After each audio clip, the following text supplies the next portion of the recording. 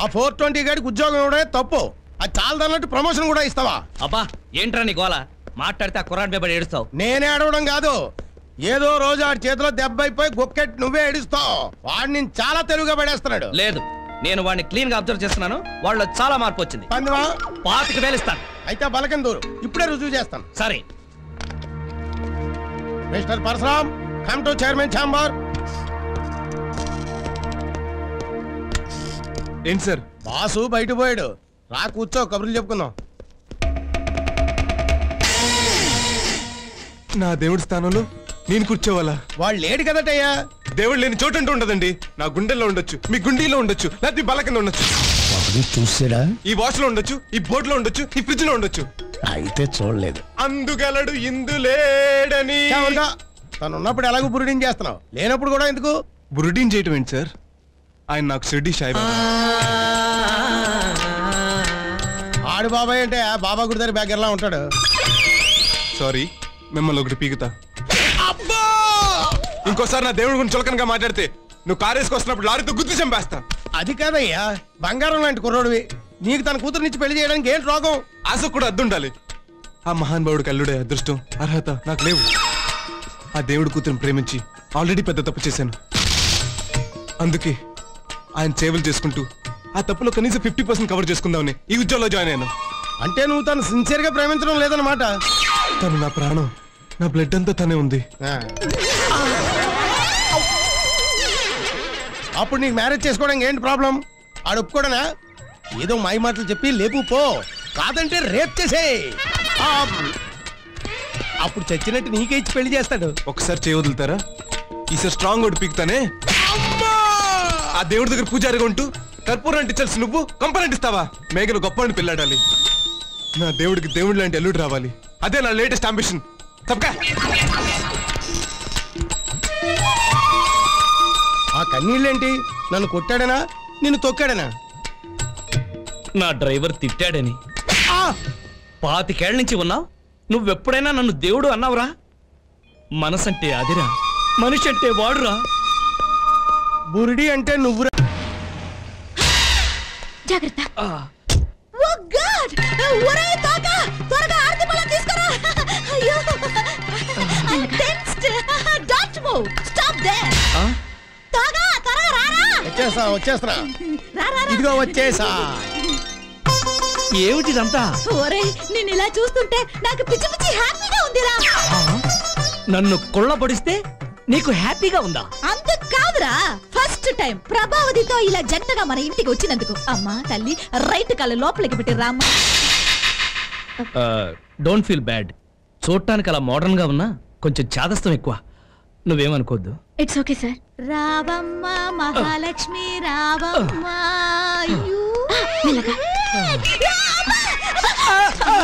ఇవి కాళ్ళు కాదు, చేతులమ్మా. ఇప్పుడు అవి కాళ్ళని ఎవరన్నారు? You stop.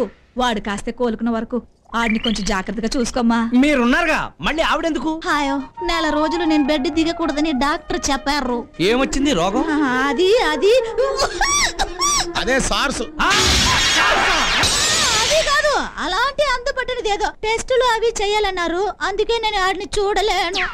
ఈడున్నాడు కదా. వీడు నా దగ్గర ఉండి నా పనులు చూసుకోవాలి కదా. మరే అమ్మా, నువ్వు ఆడి దగ్గర ఉండి ఆడి పనులు చూస్తే నాకు పనులే ఉంటాయిలే అమ్మా. అదే కాపురం, అది కాపురం అది పెడుతుందని. అలాగేనండి, ఆయన ఆఫీస్కి రాకపోతే నాకు మాత్రం అక్కడ పనే ఉంటుంది. నేను ఇక్కడే ఉండి ఆయన చూసుకుంటాను. అయ్యో అయ్యో అయ్యో అయ్యో, చూసుకోమా, బాగా చూసుకో. నువ్వు ఇలాగే ఓ 7 అడుగులు వేస్తే బెడ్రూమ్ వస్తుంది, అక్కడికి తీసుకెళ్ళమ్మా. రండి. కొడితే కొట్టారు గాని అమ్మా.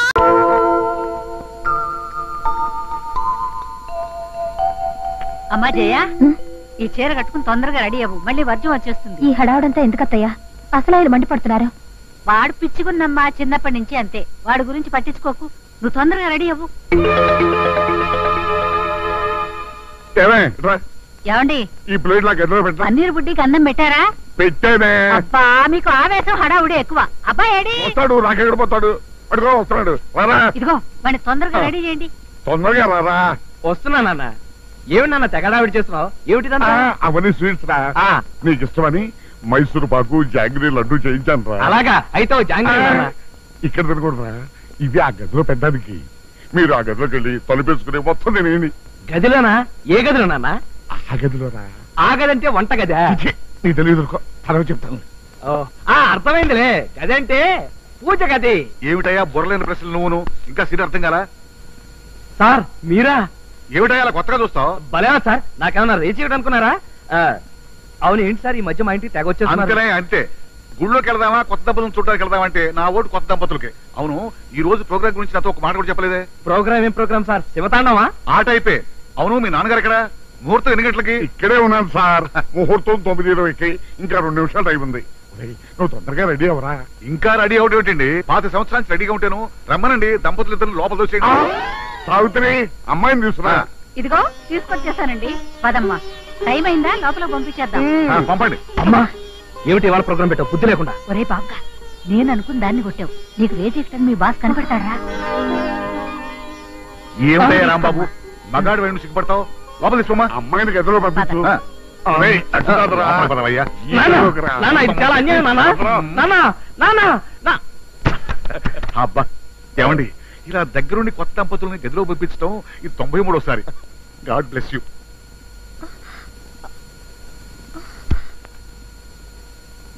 తప్ప అబ్బా అమ్మా ఏంటయ్యా పిలిచావా? సార్ మీరు ఈ రోజు రాత్రి ఇంటికి పోరా? పిలిస్తే పలికే దైవంలాగా గుమ్మలోనే కూర్చుంటారా? ఏం కావాలయ్యా నీకు? లుంగి సార్, లుంగి కనిపించట్లేదు. లుంగి కనిపించట్లేదా? నేను వస్తున్నాను. ఉండండి సార్, ఇటువంటి మధురమైన సమయంలో పాపిస్ట్ లుంగి గురించి చర్చ. చీ మీరు రండి సార్. ఇదిగోండి ఏమిటిది? లొంగి. నేను చస్తే నమ్మను. అది డెఫినెట్ గా నీ చీర అయి ఉంటుంది. నా లుంగి నేను వెతుక్కోలేను అనుకుంటున్నావా? నేనేమన్నా పుట్టు గుడ్డి అనుకున్నావా? నీ హెల్ప్ నాకేం అక్కర్లేదు, నేనే వెతుక్కోగలను. ఇది నా లుంగి. బలవంతంగా గదిలోకి నెట్టి తలుపు మూసినంత మాత్రాన నువ్వు నేను ఒకటైపోతాననుకుంటున్నారా? చస్తే జరగదు.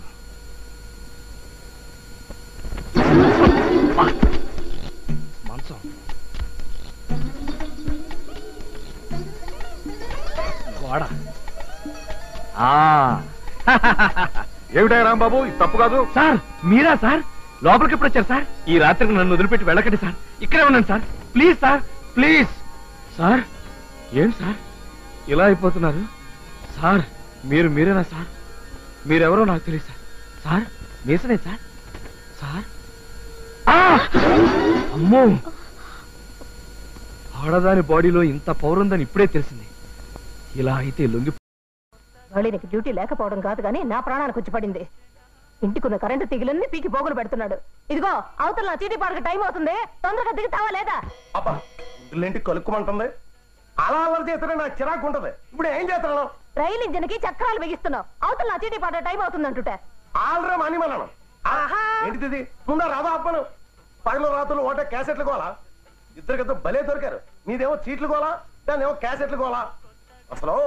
అసలు మిమ్మల్ని కాదు, ఆ దివాకరంగానే పట్టుతున్నాను. ఒక్క సినిమా సరిగా చూడనివిడక్క. తినేస్తున్నాడు, ఫింగర్స్ వచ్చినాడు. నువ్వు నోర్మై. అబ్బా నువ్వు గట్టిగా పట్టించావు. పొలాల్లో రాసిందే ఆ వారస్ట్ పేలో ఈ వేళ మన చేతుల్లో చాలా హెవీగా తన్నులు తింటాడని. పొరపాటుని వేలాడు మనకు కనిపించాడనుకో ఏం చేస్తానో తెలుసా? ఏం చేస్తావు? ఏం చేస్తానా? ఏ గోడ మేంచో స్టూల్ మేంచో కిందకి తోసేసి చెవిలో ఈ వైర్లో ఎట్టేసి ఇదో ఏమే నీ చేతే స్విచ్ చేయించేస్తాను. అప్పుడు ఆ ట్రబుల్ మనకు కాదు, ఆడికి వస్తుంది. అర్థమైందా? ఇప్పుడు ఎలా? ఆ స్విచ్ బోర్డు మీదకి వెళ్ళి స్విచ్ మీద వేలేసి రెడీగా ఉండు. కూర్చొనిడు, ఒంగోనిడు, ఊపిరి సలపనీడు, ఏపుకు తినేస్తున్నాడు అనుకో. నేను అనకుండా స్విచ్ చేసావంటే నా పుచ్చ ఇరిపోద్ది. నోట్లో వైర్లు అర్థమవుతుందా? అబ్బా అలాగే. నేను అంటాను, అప్పుడు స్విచ్ అయ్యి. ఓహో అంటాడా? చిన్నదారు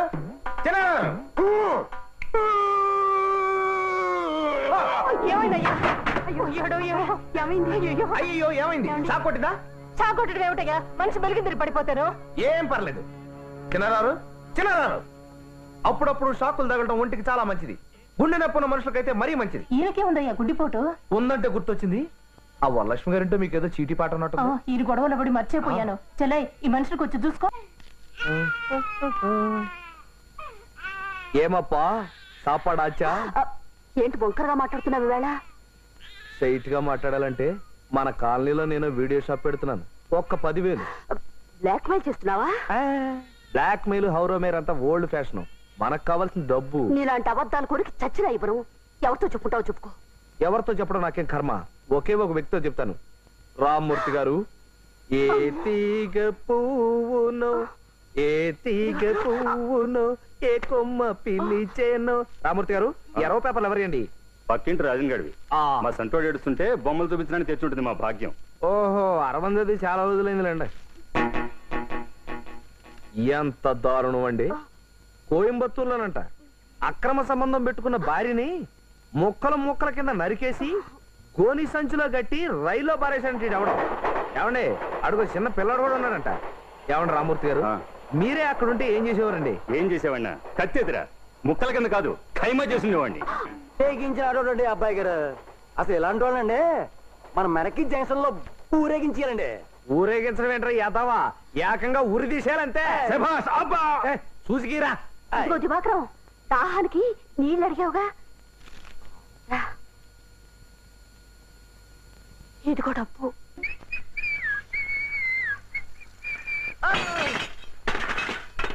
ఏడు చిన్నారా ఏంటి? కళ్ళు జోబులో పెట్టుకుని కానీ సైకిల్ దొక్కుతున్నారా? కాదురా, కత్తి బొడ్లో పెట్టుకొని తిరుగుతున్నాను నీ కోసం. ఏరా, నా కరెంట్ షాక్ కొట్టించేసి మా ఫ్యామిలీస్ ని మాయ చేసి క్యాసెట్ పోతావా? 4,500 తలుచుకుంటేనే నవ్వు ఏడుపు కలిపి వచ్చేస్తున్నాయి. అంత పెద్ద అమౌంట్ చూస్తుంటే మనసు పాడైపోయి అర్జెంటుగా అడిగి పంతులు మనల్ని పుల్లికాలంలో పోసేస్తే కడ్రాయితో కబడ్డీ. మనలో మనం మాటండి. ఉన్న పళంగా బ్రహ్మదేవుడు ప్రత్యక్షమై ఊరై చిన్న మీరే నీ భక్తికి మెచ్చాను, ఏం వరం కావాలో కోరుకోరా అంటే ఏం కోరుకుంటారు చెప్పండి. మరి ఎవరితో చెప్పకూడదు. భాగ్యంతో ఒక్క చాలు. ఏం తప్పట? మరి బ్రహ్మదేవుడు అంత తోడు ప్రత్యక్షమై ఏం కావాలో కోరుకోమంటే ఇదే కోరుకునేది. ఇదిగా ఓ 12,000 మీకు కాదనుకుంటే జీవితాంతం భాగ్యం మీ కాళ్ళగాడ పడి ఉంటది. 12,000? నేను 13,000 ఇస్తాను. పడండి మనం. ఆ మాట మీద నిలబడాలి. ఇప్పుడే వస్తా. ఇదిగో భాగ్యం గారు. ఏమిటి మళ్ళీ వచ్చావు? అబ్బా అది కాదండి, ఇందాక చిన్న విషయం చెప్పడం మర్చిపోయాను. నువ్వే విషయం చెప్పక్కర్లేదు, వెళ్ళు. అది కాదండి, నేను భక్త ప్రహ్లాద క్యాసెట్లు పెడుతున్నాను. అదేనండి, మీరు ఎప్పుడు అడుగుతుంటారు. ఈ విషయం ఎవరితో చెప్పకండి. భాలేవాడివయ్యా, నేనెందుకు చెప్తాను? మరి అలా నవ్వితే కుదరదు. చెప్పరా, నాకు ఒట్టేయండి. నా మీద నమ్మకం లేదా? అబ్బా నమ్మకం ఉందలే, మీరు ఒట్టేయని చెప్తాను. సరే ఒట్టు. అయ్యి బాబోయ్, ప్రామిస్ చేసేస్తుంది. ఒప్పేసుకుందన్నమాట. ఏదో పేను కొరికిలు లేకపోతే మన ఫేస్ బ్యూటీకి ఏం కొరవా? ఇదిగో చిరారారు, భాగ్యం ఏమందంటే నువ్వేం చెప్పక్కర్లేదు, నాకు అంత అర్థమైపోయింది. Okay okay. ఏంటి అలది? ఆ భాగ్యం వాడు సంటోడికి బంగారపు మామిడి పిందెలు మొలతాడు చేసుకుంటుందట. మరి ఆ 13,000 ఇచ్చేస్తే బాగుంటుంది కదా. ముందులేంటే కలుక్కుమంటుంది. పవిత్రమైన ప్రేమ కూడా ఈ డబ్బు అడ్డం ఏంటయ్యా? తప్పదంటావా? మరి ఆ రాజన్ గారు సర్లే.